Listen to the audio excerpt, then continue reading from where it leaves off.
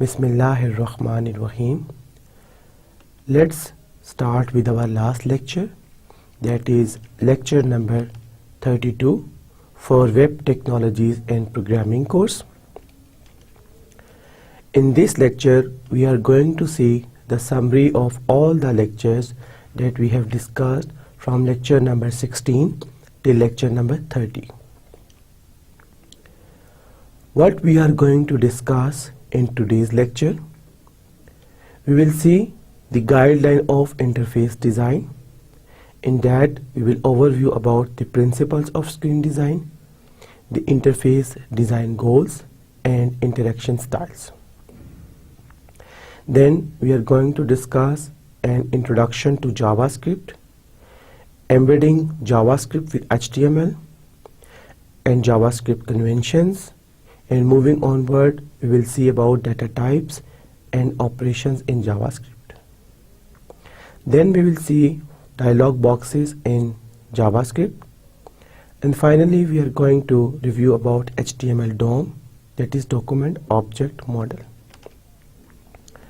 Then we will see controlling the background dynamically, working with images, the date object, the history object, navigator object, and similarly screen object. Moving onward, we will discuss about form object and introduction to jQuery. Then we will review for XML, and then we will discuss about PHP in PHP part 1 and part 2. Then we will see passing data between pages, how to validate user input, and introduction to ASP.NET, and the database connectivity, data insertion, and data retrieval techniques. And in the end, we will see about web services and introduction to web hosting.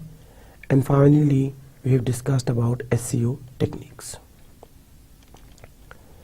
So, starting from what are the guidelines for good interface design? First of all, you should know what is interface. Interface or user interface is the part of a software through which the users, the human beings, are going to communicate with the system.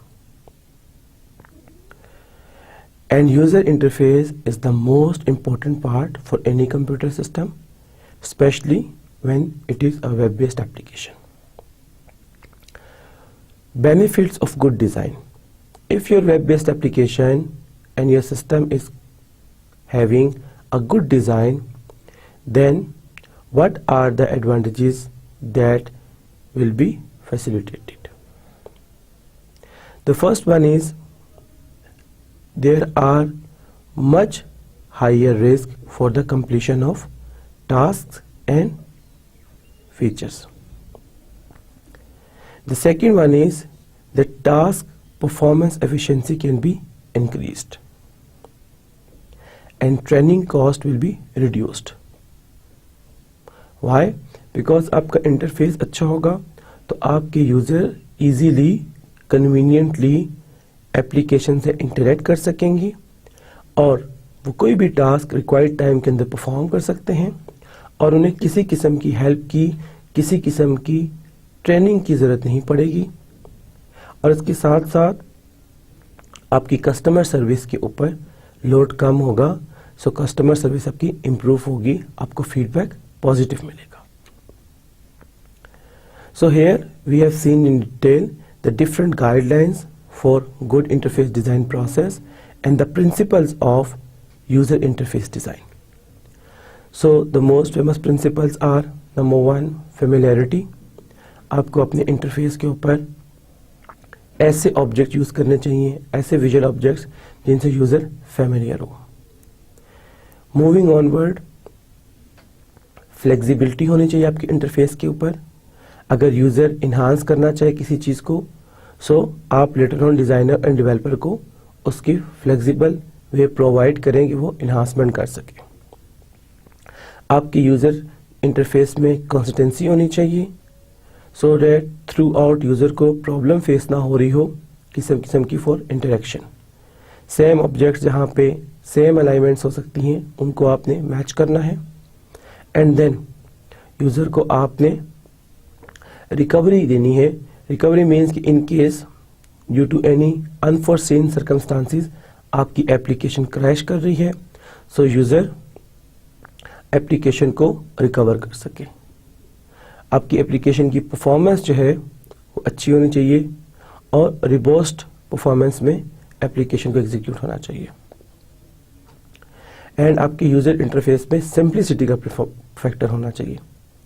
Simplicity means कि आपके interface पे बहुत ज़्यादा आपने cluttered ना किया हो different visual objects को। So less number of visual objects को यूज़ करते हुए आपने अपना डिज़ाइन को लेआउट करना है। विजिबिलिटी का कॉन्सेप्ट होना चाहिए। Each and every object in item should be visible, clear. So these are the major principles for user interface design. Then we have discussed the choice of interaction style. A user is going to communicate with your interface through different interaction style, like direct manipulation, like through natural language interface, like through command line interface, like through menu driven interface, like through GUI based interface. So different interaction style हैं जिसके जरिए user आपके particular interface से connect कर सकता है।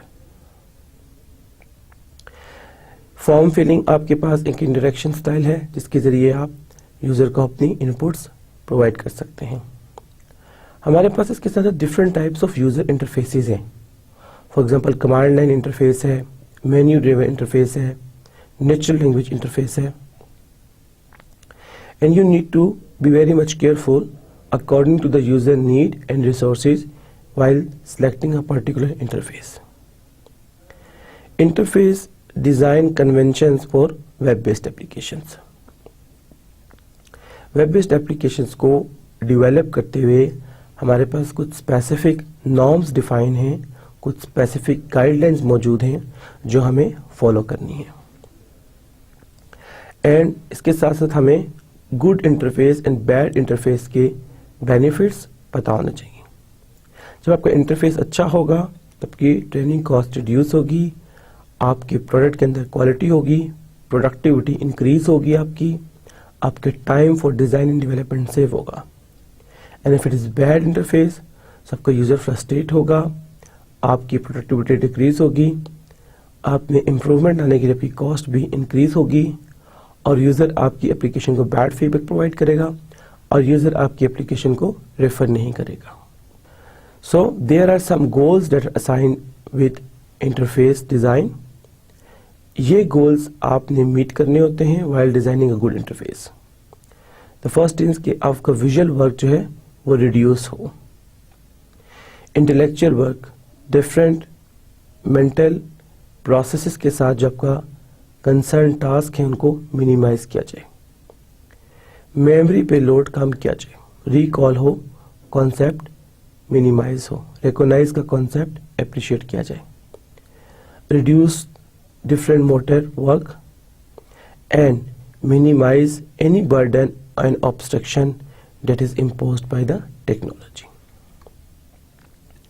Now see the interface design convention. Web based applications को बनाने के लिए ये हमारे पास एक जेनेरिक कन्वेंशन है जिसको हम नॉर्मली फॉलो करते हैं। अगर हमें किसी पर्टिकुलर वेब बेस्ड एप्लीकेशन को बनाना है, so first of all for this particular site you can say in the top area on the left side of the web page the header is mentioned. This is the header area. So here you are going to mention the header. यहाँ पे आपके पास primary location है। अगर आपकी e commerce based site है सो अपने shopping cards की information आप यहाँ पे प्रोवाइड कर सकते हैं। देन आपके पास डिफरेंट किस्म के नेविगेशंस हैं वो आपने यहाँ पे प्रोवाइड की हैं। नेविगेशंस जितनी भी आपके पास मौजूद हैं अपनी एप्लीकेशंस की, इन नेविगेशन बटन्स को यूज़ करते हुए पर्टिकुलर इंफॉर्मेशन प्रेजेंट हो जाएगी। इसके साथ साथ आपने टैबिंग प्रोवाइड की हुई है यहाँ पे। सो टैब्स की इंफॉर्मेशन आपके पास यहाँ पे आ जाएगी। ये राइट साइड पे आपके पास जो कॉलम नजर आ रहा है आपको, ये नॉर्मली आपकी एडवर्टीजमेंट के लिए कॉलम प्रोवाइड किया जाता है। एंड लेफ्ट साइड पे आपकी जो कॉलम है यहाँ पे आपके बैनर्स और अलग से कॉन्टैक्ट इंफॉर्मेशन आ रही है। एंड आपकी जो बिलो एरिया, इसको फुटर एरिया कहते हैं, यहाँ पे आप अपने कॉपीराइट्स और सोशल नेटवर्क्स की इंफॉर्मेशन प्रोवाइड कर रहे होते हैं। So in this way you are going to design your web based application. Search का फीचर जो है आपने प्रोवाइड करना है, नॉर्मली वो अपने टॉप राइट अपर कॉर्नर में प्रोवाइड करना है, और सर्च के लिंक्स भी आपने यहाँ पे मेंशन करने हैं। So what are the different elements that are required for visual design? Font is the most important visual element. Font के अंदर different properties हैं. For example, font size में हमारे पास 1 to 16 font sizes हैं हमारे पास. Then we have different types of font families. like Times New Roman है हमारे पास, Verdana है. So different types of fonts हैं. Proportional versus fixed width form. कुछ फॉन्ट आपकी चेंज हो रहे हैं, कुछ फॉन्ट आपके फिक्स रखते हैं जब उसका साइज इंक्रीज डिक्रीज कर रहे हैं। एंड केस अपर केस में आप लिखना चाह रहे हैं, लोअर केस में लिखना चाह रहे हैं। इसके साथ साथ फॉन्ट जब आप लिख रहे होते हैं तो फॉन्ट की एक्स लाइन है, बेस लाइन है, आपके असेंडर्स हैं, डिसेंडर्स हैं। सो ये फॉन्ट की डिफरेंट कॉन्सेप्ट जो हमने देखे थे। And then we have discussed the layout of particular design on applications. So how you are going to lay out. And moving onward, we have discussed color. Color adds an extra dimension in your particular application. So color के हमारे पास दो concerns थे, हमारे पास primary colour था और हमारे पास secondary colour थे, और using the primary and secondary colours हम कोई भी कलर बना सकते हैं। एंड हमने देखा था colour adds a dimension in your web based application. आपकी इंटरफेस की एक नई लुक एंड फील जो है वो कलर से इम्पैक्ट करती है। सो ज़्यादा कलर्स यूज़ नहीं करने चाहिए, लेस नंबर ऑफ कलर्स के साथ सिंपल डिज़ाइन को प्रेजेंट करना चाहिए। और कलर हमें टेक्स्ट चेंज करने के लिए, स्टेटस को चेंज करने के लिए, किसी पर्टिकुलर इन्फॉर्मेशन को हम प्रोवाइड करें, यूज़र की अटेंशन जा रहे हैं, so for these different things हम कलर के ज़रिए अपनी इफेक्ट्स मेंशन कर सकते हैं। And here we have discussed about labels. हमारे जितने भी कॉलम्स हैं, जितने भी हमारे पास टेक्स्ट बॉक्सेस हैं, रेडियो बॉक्सेस हैं, चेक बटन हैं, सबमिट बटन हैं, for everything that we are providing to the user as a visual element, we should give a proper label to them. Moving onward, we have discussed about JavaScript. What is JavaScript? JavaScript basically client side पे एक scripting language है। And JavaScript को create किया गया basically in order to enhance and in order to add interactivity with HTML pages. जब भी आपकी HTML pages create होते हैं और रेंडर्ड होते हैं, so after rendering on the browser, after getting displayed on the user browser, आप उन HTML एलिमेंट्स को यूज नहीं कर सकते। सो अगर आप उनको यूज करना चाह रहे हैं, उन पे कोई पर्टिकुलर प्रॉपर्टीज को सेट करना चाह रहे हैं, so you will use JavaScript. Common uses of JavaScript क्या है? Cookie. With the help of JavaScript you can maintain cookies. Then you can validate the client side data. आप क्लाइंट के end पे चेक करना चाह रहे हैं, फॉर एग्जाम्पल एक वेब फॉर्म है, साइन अप का फॉर्म है, और आप मैंडेटरी फील्ड्स को चेक करना चाह रहे हैं, so using validating data you can check that.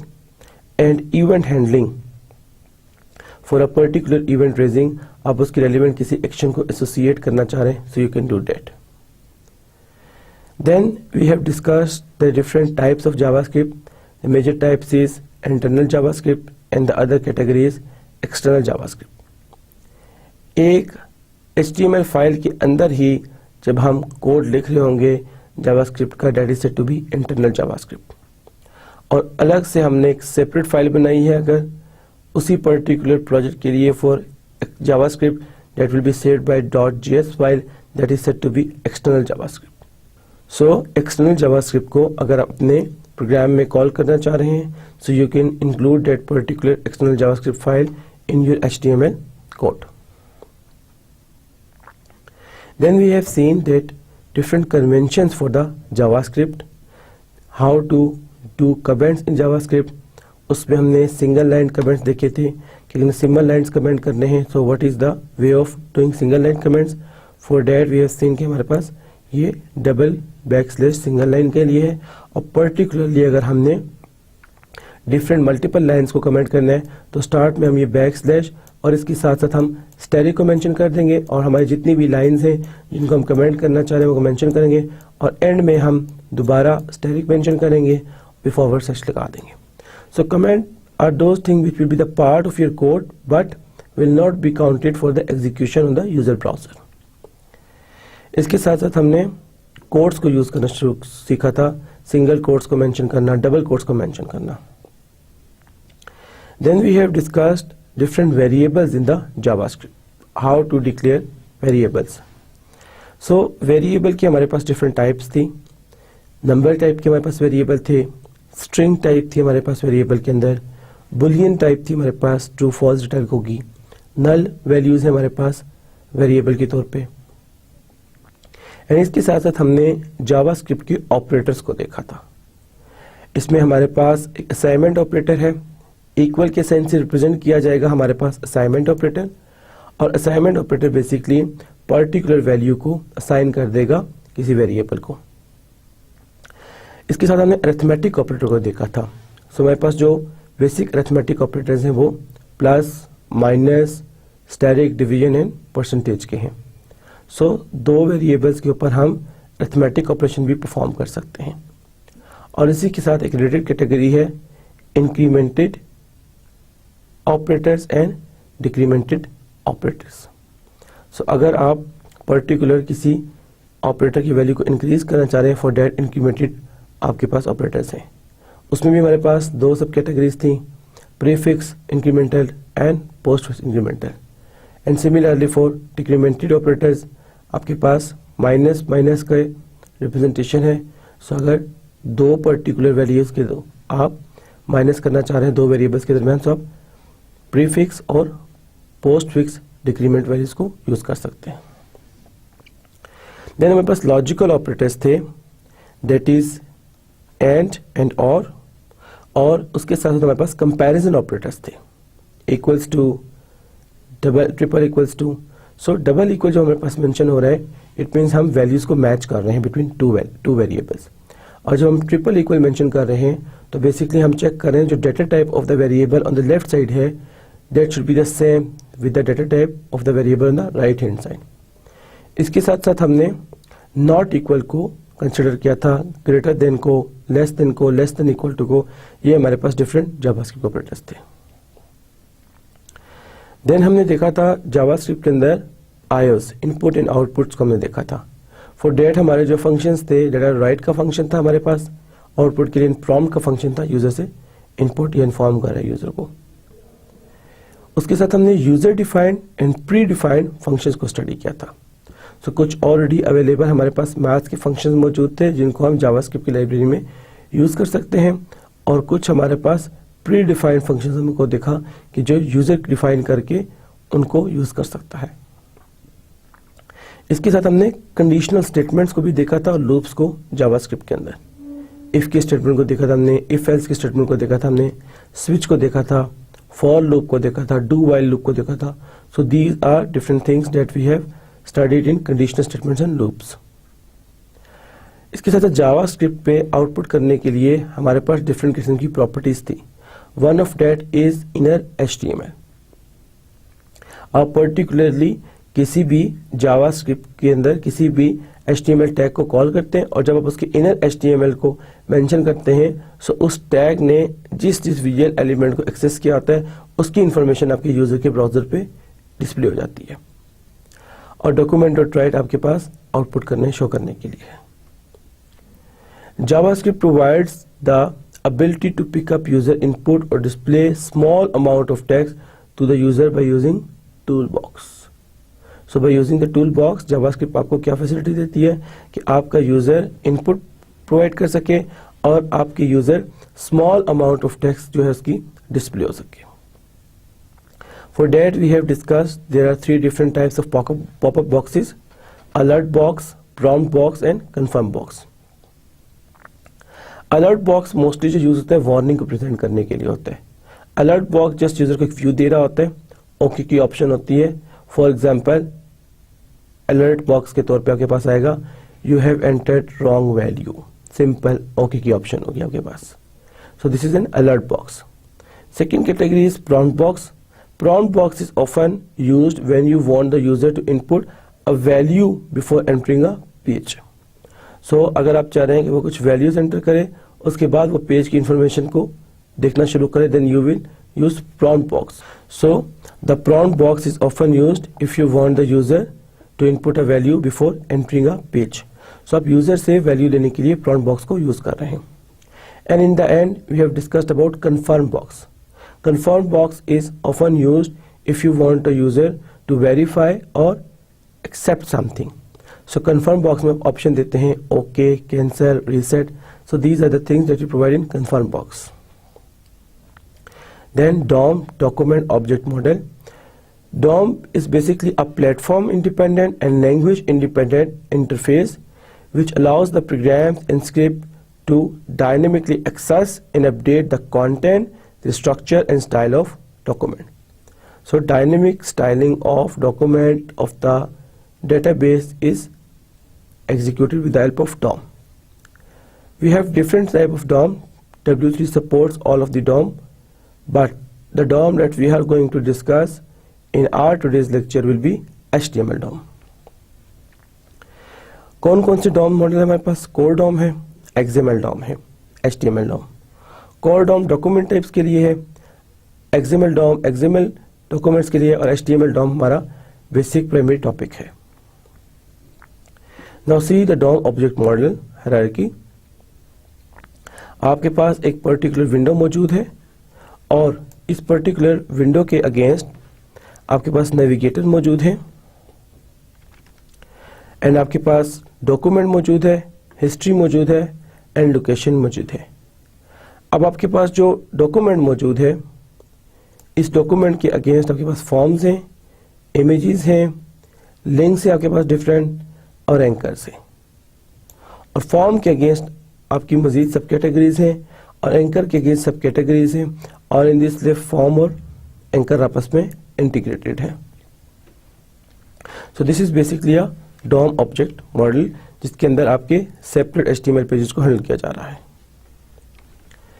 Now how to find the HTML elements? If you want to find the HTML element, there are a couple of ways you can do it. First, आप किसी भी element को element ID के जरिए search कर सकते हैं. Then आप बाय टैग नेम उसको सर्च करना चाह रहे हैं आप सर्च कर सकते हैं.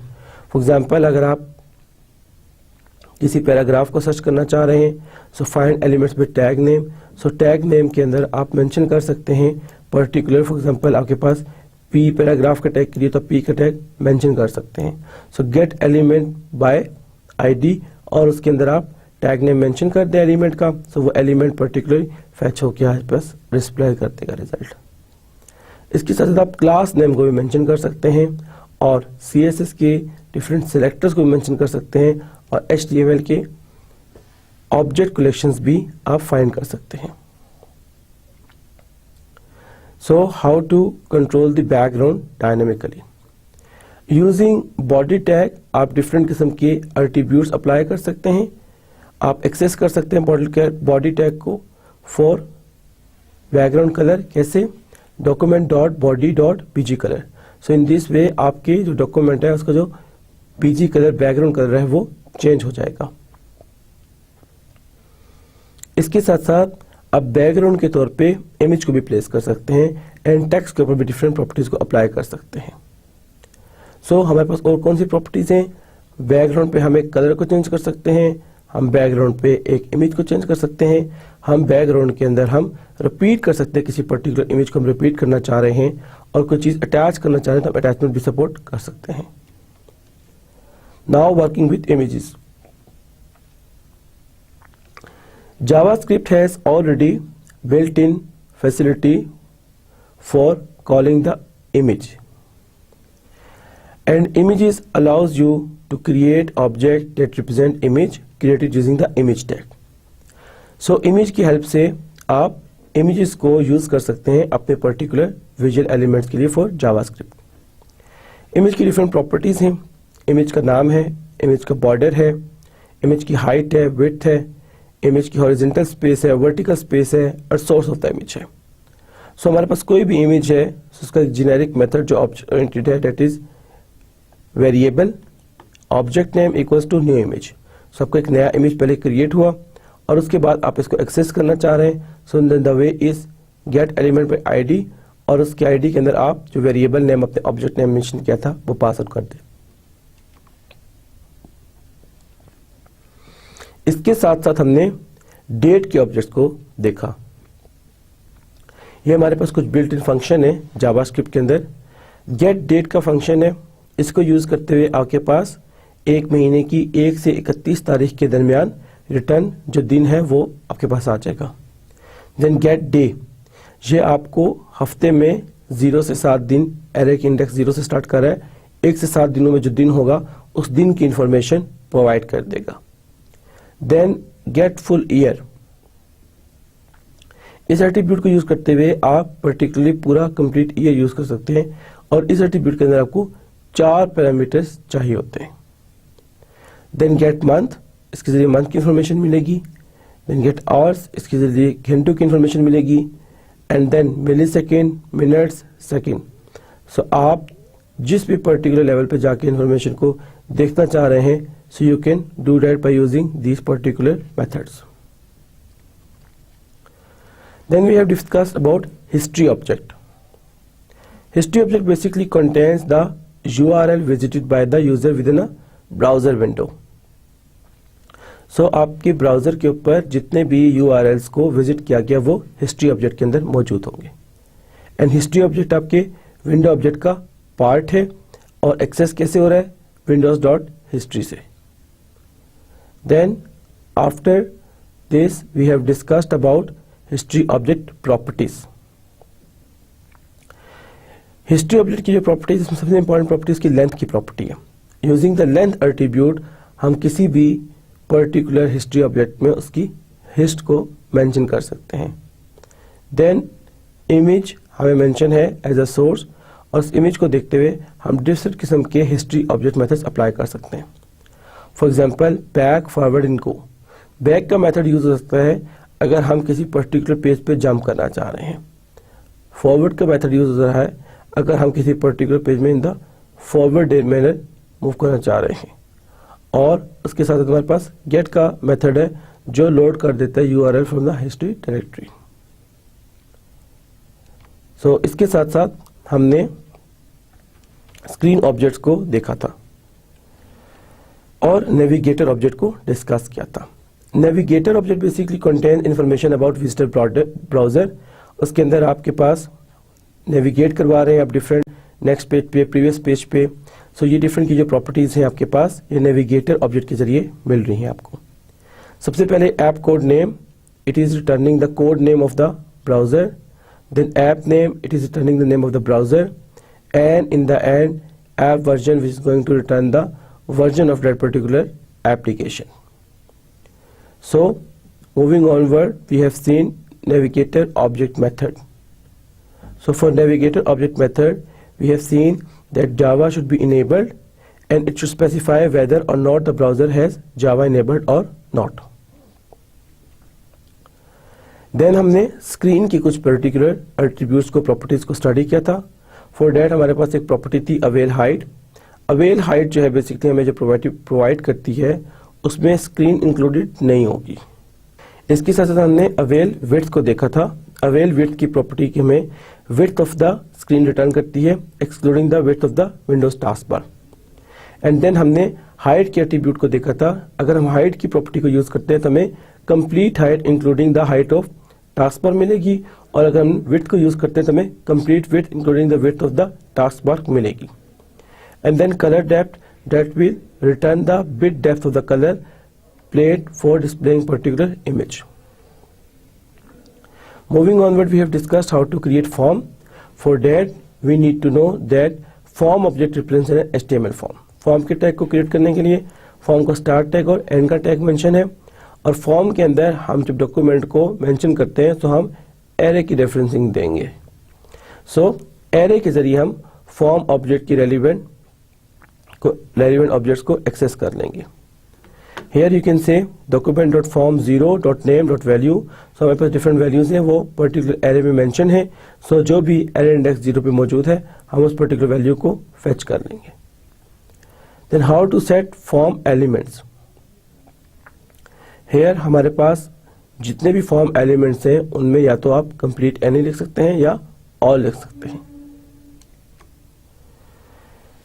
Moving onward, we have discussed about introduction to jQuery. jQuery is basically lightweight JavaScript library, and it emphasizes on the interaction between JavaScript and HTML. So jQuery आपकी एक lightweight library है जो HTML में और JavaScript में एक good user friendly interaction को enhance करती है. So आपके पास different तरह के features हैं. For example, rich internet applications. This is the benefit of jQuery कि इंटरनेट पे आपके पास डिफरेंट डायमेंशंस में आपको फीचर चाहिए होते हैं. आपकी एप्लीकेशन के अंदर set of task easily perform हो सकते हैं. For that you will use rich internet application. That is the concept of jQuery. Then dynamic HTML. अगर आप अपने पेज के कंटेंट को चेंज कर रहे हैं then that is to be dynamic HTML. Then we have discussed about unobtrusive JavaScript and that is separation of behavior from structure, and then adding JavaScript to web pages. How to do that? And moving onward, we have seen that it is very easier to use JavaScript and inbox me for searching a platform over here. So अगर platform आपने search करना है तो आप particular this way कर सकते हैं. Then using the JavaScript, you can add a dynamic effect on your particular web page with the jQuery. And जितने भी आपके क्रॉस प्लेटफॉर्म ब्राउजर्स के प्रॉब्लम हैं वो jQuery के जरिए आपके एलिमिनेट हो जाएंगे. एंड मोबाइल लेवल की डेवलपमेंट आप JavaScript के जरिए jQuery के जरिए कन्वीनियंटली कर सकते हैं. jQuery is basically tailored and made for selecting HTML elements and performing some action on the elements. Syntax क्या है हमारे पास jQuery का? सबसे पहले हमारे पास jQuery के अंदर $साइन मेंशन है, एंड सेकेंड नंबर जो हमारे पास jQuery में मेंशन है वो सिलेक्टर का क्यूरी मेथड मेंशन है, और थर्ड नंबर पे हमारे पास एक jQuery का एक्शन मौजूद है. सो जो भी पर्टिकुलर एक्शन इसको हमने परफॉर्म करना है. So jQuery selector methods include in element selector, ID selector and class selector. So अगर आप पर्टिकुलरली किसी एलिमेंट को सेलेक्ट करना चाहते हैं, you are going to use element selector. आप उस एलिमेंट के ट्रैक से ले लेंगे. और the second one is ID selector. आपने जितने भी ऑब्जेक्ट्स रखे होते हैं, फॉर एग्जांपल एक्स्ट्रा चीज़ें आपके पास कोई मौजूद है या किसी स्पेसिफिक चीज़ को आप अगर सेलेक्ट करना चाहते हैं तो आप ID मेंशन करके उसको सेलेक्ट कर सकते हैं. And finally class. So class के अंदर हमने देखा था कि एक क्लास ID हमने मेंशन की black colour, and that particular class की उस ID को हम एक्सेस करना चाहते हैं. You can do that with class selector. Then we have discussed about XML. XML stands for extensible markup language, and this is basically a meta language for describing markup. You invent your own text. Then there are different components of XML. Processing instruction, it is the first component, and what it includes specification, that is basically Unicode by default. Then how to declare namespace and how to declare the schema. Then we have XML elements, and each element has a beginning and ending tag just like an HTML tag, and XML follows more strict rules of declaring the elements. Elements that can be empty are represented as in this way. Then we have attributes and data describing an element like data type, data range, and can only appear in the beginning of the tag. And then we have discussed about PHP. PHP is basically hypertext preprocessing language. Originally it was said to be the abbreviation of Personal Homepage Tool, and PHP was used and it's currently in the market for creating dynamic web pages, and it is one of the very famous server-side programming scripting language. Then we have seen how to set up an environment for the PHP. For that we need to configure IIS on a particular machine, and then we need to install the PHP IDE and WAM server. So for that we need how to configure that. We have downloaded from the WAM server and we have installed it, and if there are some common issues that we are facing, and how we come to know about the common issues, that the icon color of the WAM server will be red and orange. For that you are facing with the problem of the port issues majorly, or their DLL missing. So you need to settle that particular port issues or DLL, and WAM server will be turned green, which means it is working fine. Then we have seen with an example how to write code for PHP files. For that PHP start and then tag is mentioned, and the PHP file is included in the HTML code, and that will be executed accordingly.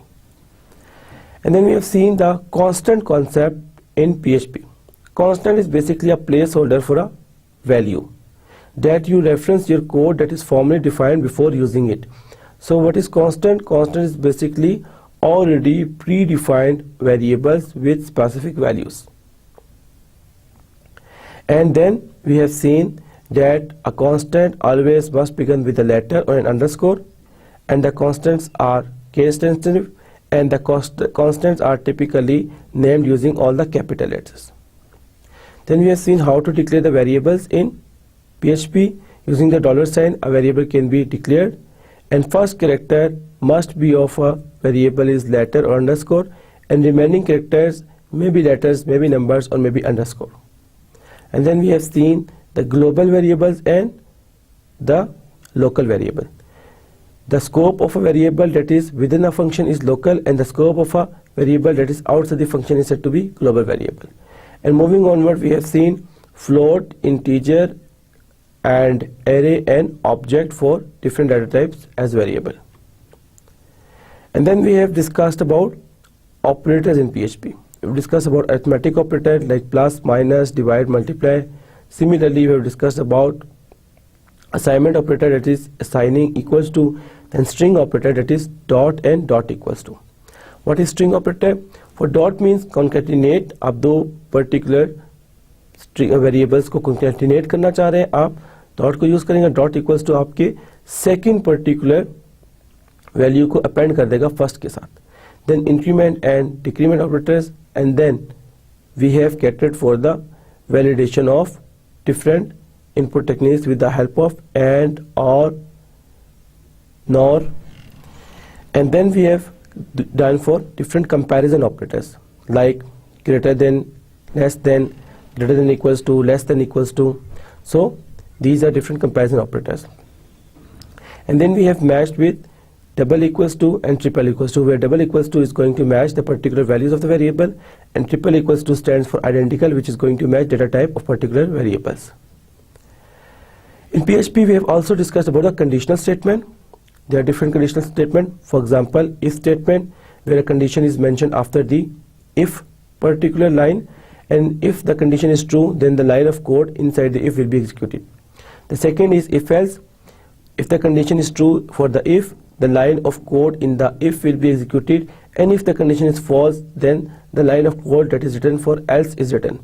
And then we have studied for if else statement. There will be two conditions. The first condition will be if the condition will be true, if line of statement will be executed, and the second condition will be with else if. If the condition is true, the else if code will be executed, and if both the condition are false, the code from the else will be executed. And finally, we have reviewed about the switch statement, where we will mention the condition, and as per condition, whatever the case is matched will be executed. In case there is no case is matching, then the default case will be executed. Then we have discussed about loops in PHP. the for loop will be created that you want to execute for limited number of time for particular instruction. Then for loop is suitable.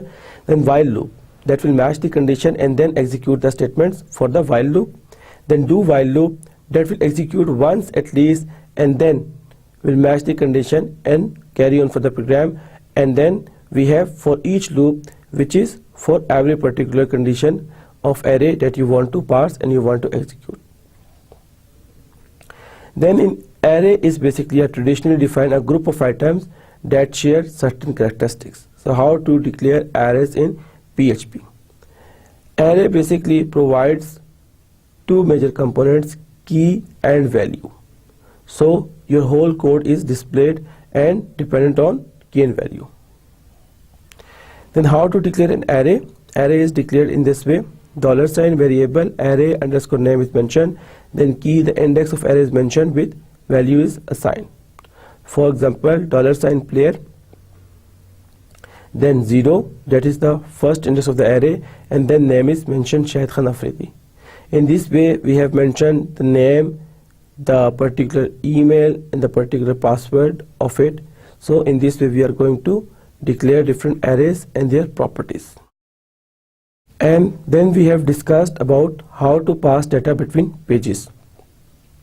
So form is basically a way of getting the information from the user, and form is a way of providing the information and submitting the information from the client to the server.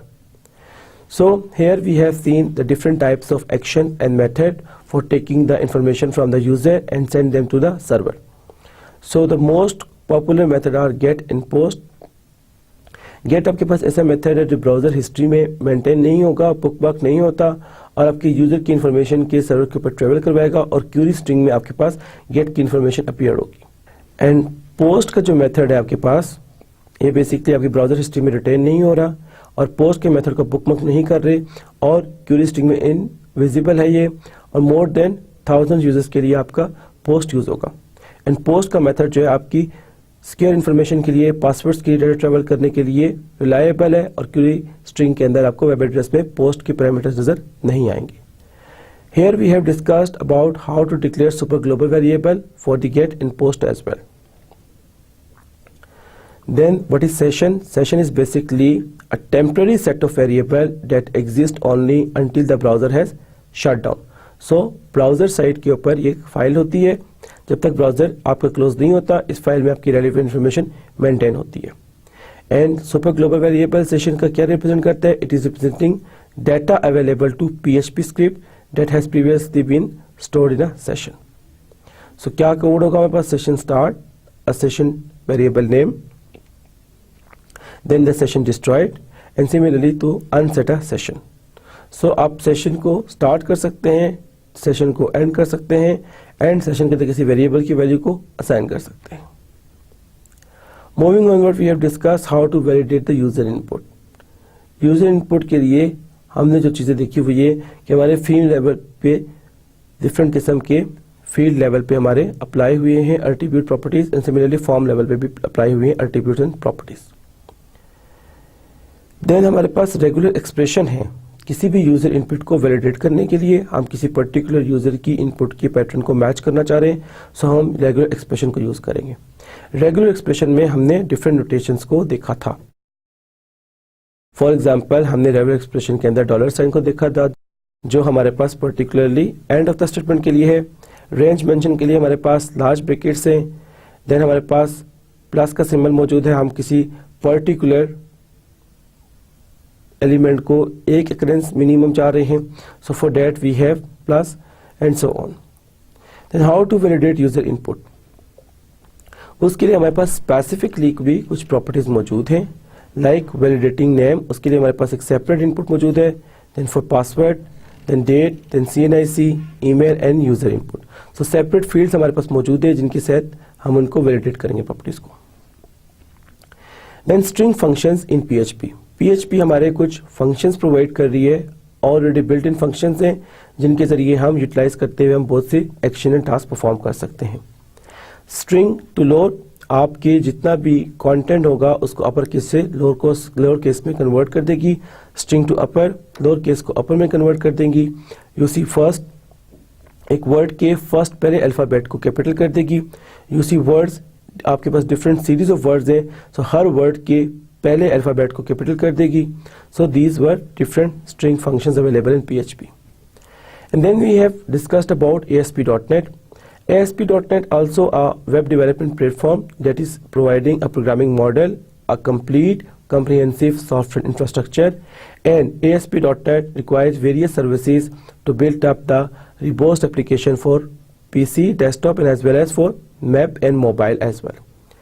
Then we have seen how to set up an ASP.NET environment. आपके पास सबसे पहले IIS configure होना चाहिए, and then आप Microsoft की site से visual studio को download करें, डॉटर फ्रेम को इंस्टॉल करें और विजुअल स्टूडियो को इंस्टॉल कर दें, और उसके साथ अगर डेटाबेस अपने यूज़ करना है सो आप डेटाबेस के टूल को भी इंस्टॉल कर लें। इसमें आप विजुअल स्टूडियो की एक्सप्रेस एडिशन को इंस्टॉल करेंगे, वो फ्री एडिशन आपके पास अवेलेबल होगा। और .NET फ्रेमवर्क बेसिकली आपको सेट ऑफ लाइब्रेरीज हैं जिसमें आप मल्टीपल लैंग्वेजेस में लाइक जावा, C# में कोडिंग कर सकते हैं, एंड CLR के अंदर आपके डिफरेंट कंपोनेंट्स मौजूद हैं।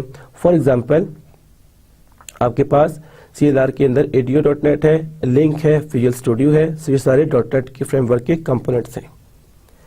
देन ASP के अंदर हमने एक स्टार्टिंग में एग्जांपल देखी थी, how to create a new application in ASP.NET। For that we have selected a new project, given a particular name and created that project. और प्रोजेक्ट के अंदर हमने ऐड न्यू आइटम के जरिए एक एग्जिस्टिंग आइटम को वेब फॉर्म के element को ऐड किया था। फॉर डेट हमने उस पर एक यूजर इनपुट में टेक्स्ट बॉक्स दिया था, और टेक्स्ट बॉक्स के अगेंस्ट हमने सबमिट बटन के जरिए सर्वर पे इंफॉर्मेशन को ट्रेवल करवाया था। ASP.NET में हमने डिफरेंट इवेंट्स को भी देखा था, application start, application and, session start, session and, different events हैं, और इवेंट्स के अगेंस्ट हम पर्टिकुलर एक्शन हैंडल कर सकते हैं।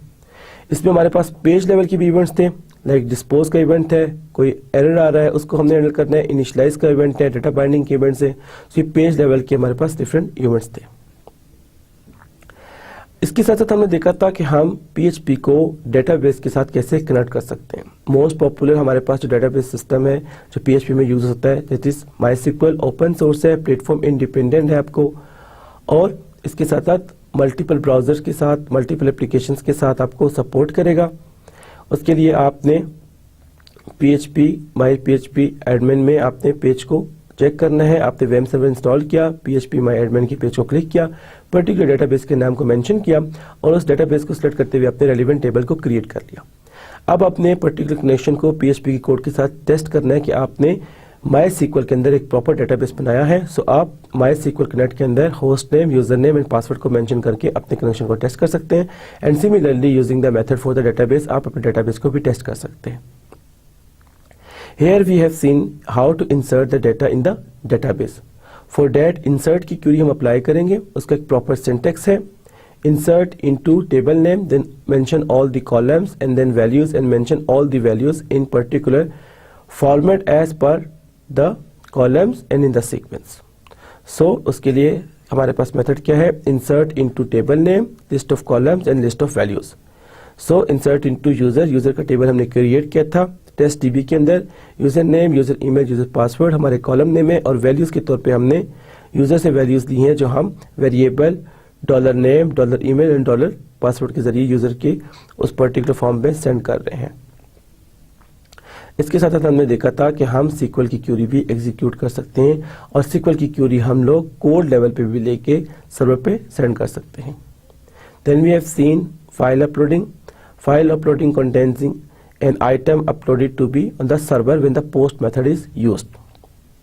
फाइल के भी कुछ रूल्स थे कि फाइल का जो नेम है वो शॉर्ट होना चाहिए, और फाइल के लिए हमने सुपर ग्लोबल वेरिएबल को देखा था, और फाइल के अंदर हमने देखा था कि उसके पाथ प्रॉपर होना चाहिए, और हमने देखा था कि फाइल्स के अंदर हम रिस्ट्रिक्ट कर सकते हैं किसी पर्टिकुलर फाइल टाइप को, अगर हम चाह रहे हैं कि वही अपलोड कीजिए, so we can restrict that as well.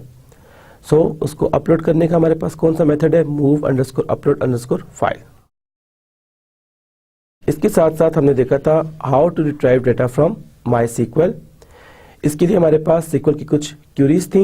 हमारे पास select static from SQL की क्यूरी थी जो हमारे वेरिएबल SQL के अंदर मेंशन हो रही थी, और वो वेरिएबल हम लोग फिर पास कर रहे थे MySQL_query $query को। सो ये क्यूरी बेसिकली एग्जीक्यूट करने के लिए हमारे पास मेथड है, और इसके अलावा हमारे पास जो क्यूरी का रिजल्ट आएगा उसको हम MySQL अंडरस्कोर नाम अंडरस्कोर रोज के जरिए काउंट भी कर सकते हैं। देन हमने रोज डिलीट करने के मेथड को देखा था, डिलीट फ्रॉम यूजर्स। ये हमने वेरिएबल $SQL को साइन कर दी थी, और हमने मेंशन किया था कि हम किसी पर्टिकुलर रो को डिलीट करना चाहते हैं तो हम वेयर की क्लास को मेंशन करेंगे, SQL को एग्जीक्यूट करेंगे। मूविंग आउटवर्ड हमने अपडेट करना डाटा को देखा था, how to update the data. So उसके लिए हमने देखा था कि हमारे पास जो फॉर्मेट है, अपडेट टेबल नेम, यूजर का टेबल था, देन सेट, इधर हमने कॉलम नेम को मेंशन करना है और जिस वैल्यू को हम अपडेट करना चाह रहे हैं वो वैल्यू उसको असाइन कर देंगे। Like set user name equals to Ali, user email equal to ali@yahoo.com, user password equal to 123, where user ID equals to 1, and then हमने SQL की क्यूरी को एग्जीक्यूट किया था, MySQL underscore query and $SQL। Moving onward, we have discussed about web services and an introduction to web hosting. Web services basically evolved from previous technologies. Already जो previous technologies काम कर रही थी, RPC, ORPC, DCOM, Corba, Java, web services भी वही काम करती थी। But web service ने 3 issues को solve किया। What are them? Interoperability, firewall transfer and complexity।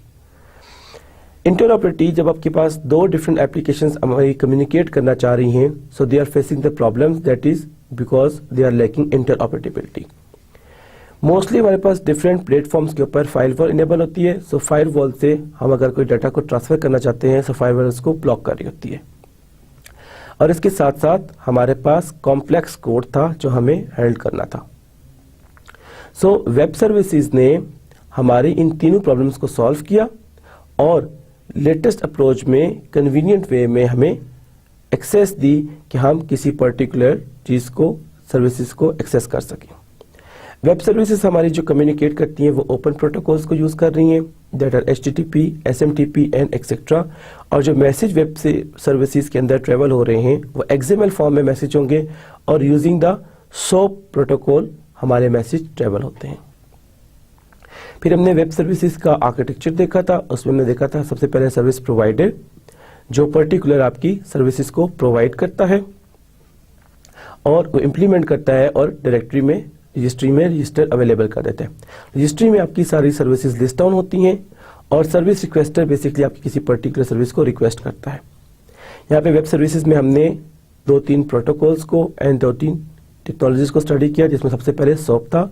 SOAP stands for Simple Object Protocol, and SOAP is an XML vocabulary standard to enable programs on separate computer to interact across any network. SOAP के साथ साथ WSDL Web Service Description Language, ये basically जब भी आप message को request करते हैं, सो इट चेक्स कि how the message will look like, उसके स्टैंडर्ड को चेक करना और उसकी अनएम्बिगुअस नोटेशंस को वेरीफाई करना। Then UDTI Universal Description Discovery and Integration Specification. It is basically a directory which store all the information about web services.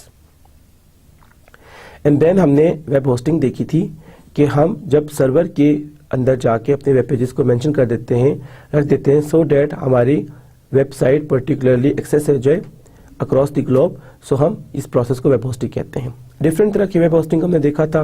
Self hosting थी, अगर आपकी एक साइट एक ही पर्टिकुलर सर्वर के फिजिकल सर्वर के ऊपर पड़ी हुई है तो शेयर्ड होस्टिंग है। अगर आपका सेपरेट डेडिकेटेड एक फिजिकल सर्वर दिया गया जिसमें सिर्फ आपका पर्टिकुलर वेब एप्लीकेशन है तो डेट इज डेडिकेटेड होस्टिंग। इसके साथ साथ अगर आप मल्टीपल कंप्यूटर्स के रिसोर्सेज को यूटिलाइज करना चाह रहे हैं और एफिशिएंट करना चाह रहे हैं अपनी पर्टिकुलर वेबसाइट को, परफॉर्मेंस को इंप्रूव करना चाह रहे हैं तो वी हैव ग्रिड होस्टिंग। इसके साथ साथ आपकी साइट और आपका फिजिकल सर्वर अगर एक ही जगह पे है देन कोलोकेटेड होस्टिंग है आपके पास। एंड फाइनली जिस चीज को हमने डिस्कस किया था that is about SEO। SEO stand for search engine optimization, and SEO के जरिए आप बेसिकली अपनी वेबसाइट को ऑप्टिमाइज कर रहे हैं, उसकी विजिबिलिटी और उसकी रैंकिंग सर्च रिजल्ट्स में सर्च इंजन के अंदर इंक्रीज कर रहे हैं। और SEO के जरिए आप बेसिकली ऑर्गेनिक सर्च रिजल्ट्स को इंक्रीज कर रहे हैं। ऑर्गेनिक मीन्स नेचुरली हमारे पास 2 तरह की SEO की टेक्निक्स हैं, एक पे पर क्लिक है, वो आपकी नॉन ऑर्गेनिक है, आप पे कर रहे हैं और उसकी आपकी रैंकिंग बढ़ रही है। Second one is non paid, जो आपकी natural way of improving your site ranking है, इज ऑर्गेनिक टेक्निक। उसके बाद हमने देखा था हमें SEO को क्यों परफॉर्म करना चाहिए। अपनी साइट को यूजर फ्रेंडली बनाने के लिए, अपनी साइट को इजीली एक्सेसिबल करने के लिए with the search engine and to get high ranks in the search engine हम एसईओ करते हैं।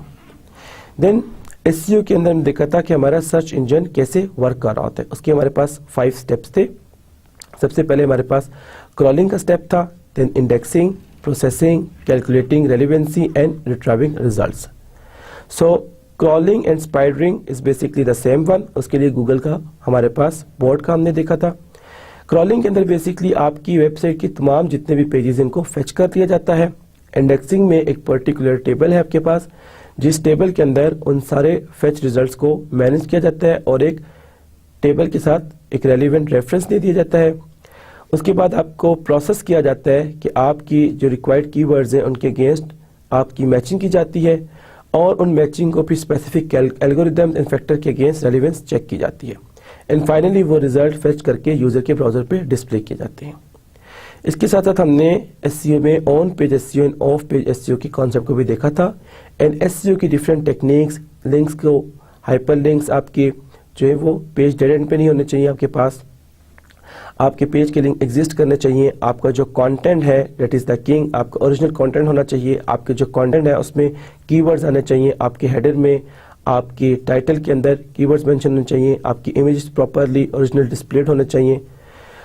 और इसके साथ हमने मोबाइल एसईओ को भी कंसिडर किया था। So nowadays people are accessing the website using the mobiles. For that we have seen कि हमारे पास मोबाइल डिवाइसेस के अगेंस्ट पर्टिकुलर इन लिस्ट होनी चाहिए आपकी कंप्लीट साइट। सो उसके लिए हमने मोबाइल की टेक्निक्स को देखा था कि हमारी डिवाइसेस को पर्टिकुलरली सिलेक्ट कर दे। जब हम किसी भी डिवाइस को लाइक टैबलेट है, स्मार्टफोन है, नोटपैड है, सो उन डिवाइसेस के अगेंस्ट स्क्रीन एडजस्ट हो जाए और प्रॉपरली अलाइंड हो और विजिबल एलिमेंट्स हो और नेविगेशन इजीली पॉसिबल हो और हमें कॉमन मिस्टेक्स कंटेंट की वहाँ पे नहीं करनी चाहिए। एंड फाइनली हमने कुछ टूल्स देखे थे जो मोबाइल एसईओ के लिए बहुत फेमस है। So in today's lecture we have discussed the guideline for interface design, JavaScript की इंट्रोडक्शन देखा, जावास्क्रिप्ट में डिफरेंट डायलॉग्स बॉक्स को देखा, HTML के डॉम मॉडल को स्टडी किया, बैकग्राउंड को कैसे कंट्रोल करते हैं, बैकग्राउंड पे इमेजेस को कैसे कंट्रोल करते हैं and different objects like date, history, navigator, screen and form object को स्टडी किया। फाइनली हमने एक jQuery का इंट्रोडक्शन देखा, XML का इंट्रोडक्शन देखा, PHP को उसके डिफरेंट कांस्टेंट वेरिएबल्स को देखा एंड ASP को देखा हमने और PHP में और ASP में डाटा को वैलिडेट करना सीखा एंड फिर हमने इन दोनों टेक्नोलॉजीज को डेटाबेस के साथ कनेक्ट करना और हमने फ्रंट एंड फॉर्म्स के जरिए इसमें डाटा इंसर्ट करना, अपडेट करना, रिट्रीव करना देखा। And in the end we have 2 separate topics, web services, web hosting and finally different SEO techniques we have studied in today's lecture. This was all about for today's lecture. Thank you for today's lecture.